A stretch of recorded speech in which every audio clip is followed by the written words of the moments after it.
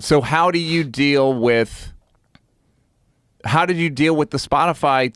What's that day like? The day of the boycotts and all that stuff. Because I haven't spoken. I don't know if you've spoken about it at all. But it was.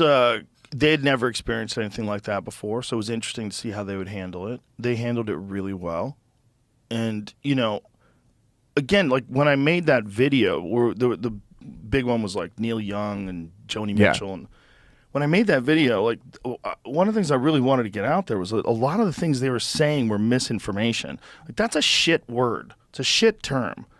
We're talking about things that are proven to be true now. Right. And when I was talking about them, a lot of the things that I was talking about were already on the cover of Newsweek. Like that was the one that masks don't work. Or no, the cover of Newsweek was the lab leak hypothesis. Right. And then on CNN, they were saying cloth masks don't work. There's all things that I had read and talked to people about before. I'm like, you got to recognize like what you're calling disinformation 6 months from now could be just accepted fact. Right. And that's what we're seeing over and over and over again with this.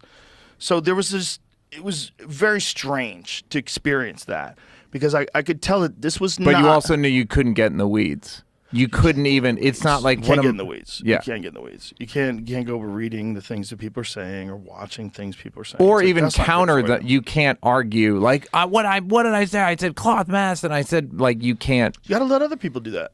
You be yourself. But if you have to express, if you feel like you didn't express yourself correctly, or if you feel like there's something more to say about it, definitely do that too. But to counter all the different points of criticism, and also that's a game dummies play. There's a dummy game, and that dummy game is attack you so that you have to respond back to them. It's like, oh, you're so clever. Yeah. It's trolling. Yeah. And you only do it when you don't have other things to contribute.